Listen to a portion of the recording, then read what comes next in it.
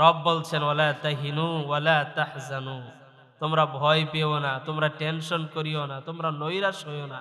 তোমরা যদি মোমেন হও তো আমি আল্লাহ তোমাদের জন্য যথেষ্ট। বলুন সুবহানাল্লাহ। ভয় পাওয়ার কিচ্ছু নাই, নৈরাশ হওয়ার কিচ্ছু নাই। যদি তাওবাটা হৃদয় থেকে আসে, মন থেকে আসে, তো রব সাথে সাথে তাওবা কবুল করে নেবেন। কোন ব্যক্তি দরকার নাই, মাধ্যম দরকার নাই, পীর সাহেব দরকার নাই, আলেম ওলামা দরকার নাই। রবের গোলাম আপনি, আপনাকে রব চিনে।